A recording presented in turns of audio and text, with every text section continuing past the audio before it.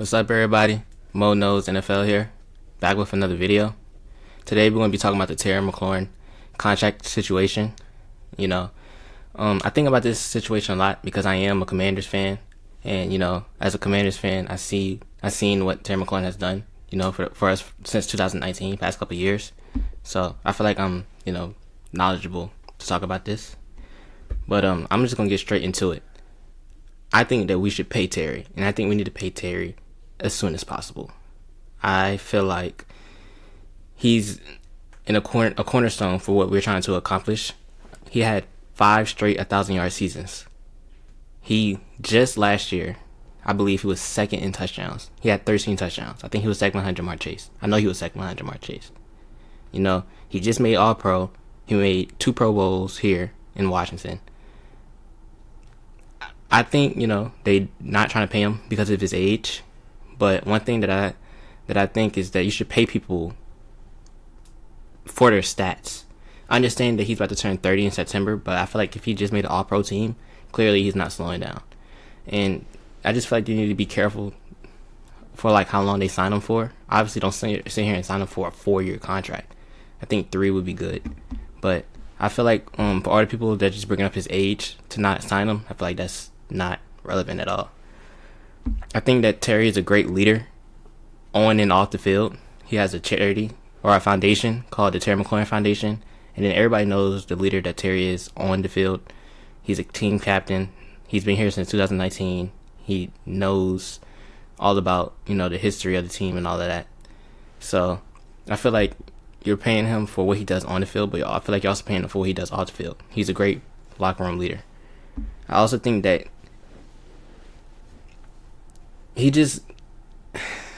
I think when you think about the Commanders, you think of a few players, and like the top 2 players on our team are Jane Daniels and Terry McLaurin.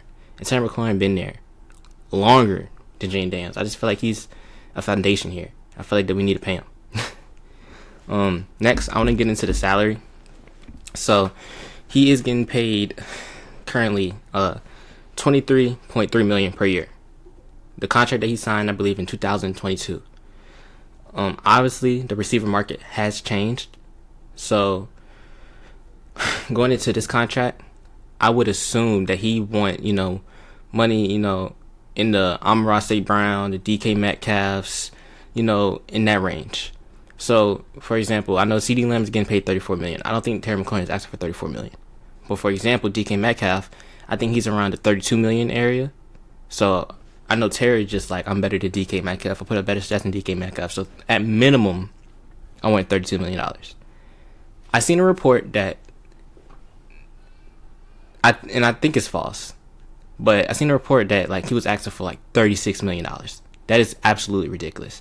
If he's asking for $36 million, then I can understand why the contract is taking so long to get signed. But I also just seen a recent report that said he's not looking to reset the receiver market. So if I had to predict how much he's asking for, I would say he's in the $32 to $34 million range. So I'm going to just go out and say it. The maximum I would pay him, and this is absolute maximum. This is not what I think he should sign or what he should get.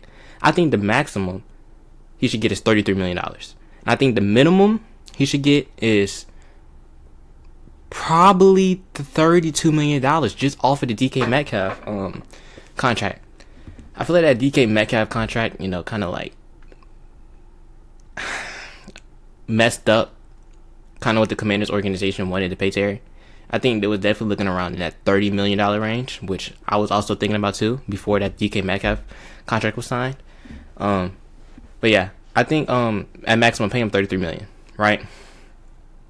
I think Terry should get, $32.5 million. That's what I think he should get. But like I said, I think he should get it for 3 years. Nothing more than 3 years. Even if we can sign him to a 2-year contract, that would be even better. But Terry's camp is probably looking for a 3-year deal in around like the $32.5 million range, which I think is reasonable. Like I said, he just made All-Pro. So that means he was automatically a top 5 receiver just off stats last season. Just pay him. Just pay him. Now I can sit here and not say that the age doesn't concern me. His age does concern me. It does. He's going to turn 30 in September. You know, a lot of receivers, once they hit that 30 mark, they start to slow down. Like, I think of Devontae Adams, the Mike Evans. Like, once they hit that, they kind of slow down. And for example, Devontae Adams just got paid $23 million per year, and I feel like that's kind of what he's at in his career. So I can see why the Commanders are a little hesitant, but at the same time, Devontae Adams didn't just make second team All Pro. Devontae Adams had made a Pro Bowl in, I don't know, maybe 2 years. But one situation that I like to compare this to is the Mike Evans situation. I think I think the GM's Buccaneers, the Buccaneers general manager, he said a quote, and I think it was him, don't quote me if I'm wrong, but he said, you don't pay a player for what he has done. You pay a player for what he's going to do. And Mike Evans just got paid $26 million, and Mike Evans is on a decline. He just hit 1,000 yards, but that 1,000 yards was fluke, because if you seen the last game, you know they forced him the ball to get him like a contract incentive or something like that. But what I'm trying to say is, I'm trying to put myself in a Commanders organization spot, and I'm trying to see, I'm trying to see where they're coming from. So I can see why they're hesitant to pay him, but at the same time, I don't see it, because Terry McLaurin is way better than Mike Evans. Terry McLaurin is for sure a top 10 receiver. Mike Evans is not even the top 20 right now. They just paid him for what he has done. He got that $26 million range. So like, I kind of see where the Commanders are coming from. I really do. But I feel like it's irrelevant just because of where they're at in their careers. I think something that might be holding the contract up is the guaranteed money. And in my opinion, bro, give Terry the money. Just pay Terry. Like, don't think too deep into it. You know what I'm saying? It's not like we're paying Marshawn Lattimore, Laremy Tunsil, somebody that just got here, a whole bunch of money. No, we're paying Terry McLaurin, who's been here since 2019. Pay him his money. Pay him the guaranteed money. I really don't care how much guaranteed money he's asking for. Pay him his money. So what I would do is I would give him 3-year contract, $32.5 million per year, 3 years. As for the guarantees, I don't really know, but don't give him a fully guaranteed contract. Now that's crazy, but that's what I would do. So there hasn't been no new recent developments. He has skipped OTAs and minicamp, and he has incurred over $100,000 in fines. And that's a little worrisome to me, because like, I just hope that this doesn't damage the relationship that Terry McLaurin has with the Commanders. So I would say that does, like, bother me a little bit. The talk started in late March, and they stalled through June and July. Now heading into the July 22nd training camp, there has been no new recent developments, which is kind of worrisome. There has been minor trade rumors. I've seen a report that the Buffalo Bills are a potential suitor. I don't think that they trade Terry McLaurin, just off the fact that if they was going to trade him, they should have traded him during the draft. Like, it makes no sense to trade Terry McLaurin after the draft. Because let's say hypothetically we trade him right now to the Bills for a second round pick.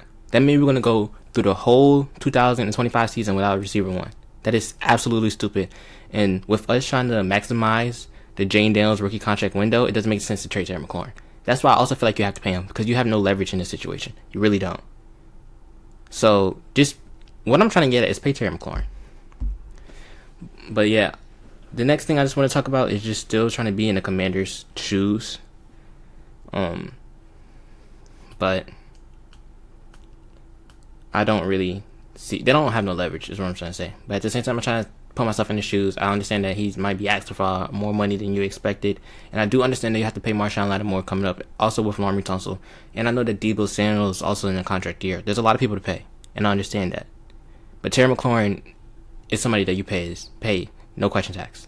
You know what I'm saying? So the Commanders are probably thinking about his age and the other people they have to pay.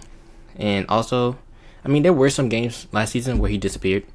I will admit that. But I feel like as we get better, as our other receivers get better, I feel like it'll be harder for him to disappear, just off the fact that they don't have to double team him every time and stuff like that. But I also think the Commanders know how much the fans love Terry and how much backlash we'll get if we traded Terry. So I also think the Commanders are aware of that.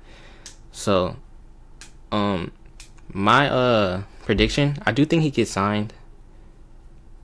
I don't know when. Hopefully it's soon. Training camp is starting up. But I also just wanted to say, I hope that this doesn't damage the relationship between the Commanders and Terry, because this is taking a very long time. I don't see what the holdup is. Just pay the guy. You know what I'm saying? We can't trade him. I mean, we can trade him, but it doesn't make sense to trade him. We'll lose life if we trade him. But yeah, moving forward, hopefully he signs like a 3-year deal, like I said, in the $32 million range. Hopefully we start to rebuild that trust and plan ahead, and just look forward to a really good season. But bottom line is, Terry McLaurin is an established Commander player. He's a locker room and he's an anchor on and off the field. I think that you pay him low key, like whatever he wants. 33 max though. 33 max. And I think that you could incentivize the deal. Actually, that's actually what y'all should do. Just incentivize the deal. If y'all scared that he's gonna drop off in talent, just make a lot of the guarantees incentive based. That's literally what y'all should do. If y'all scared that he's not gonna hit 1,000 yards or 10 touchdowns or whatever, have that in the contract. And maybe that's what the holdup is. I think I just cracked the code. I think that's what the holdup is. Terry's camp is probably like, why do you have these guarantees in place? I've been doing this for so and so years, and Commanders are just like that. So if that's the holdup, then I can actually understand that. But I'm still on the pay Terry side. Please pay Terry, please. But other than that, Terry McLaurin, hopefully he signs his contract and retire, Commander legend. Hopefully we see his statue built in 10, 20 years. You know, I want Terry to go down as a legendary Commanders player, which hopefully he will be. But yeah, that's all I have for this episode. Stay tuned. I'm looking to post weekly. But yeah, that's all for today. Peace.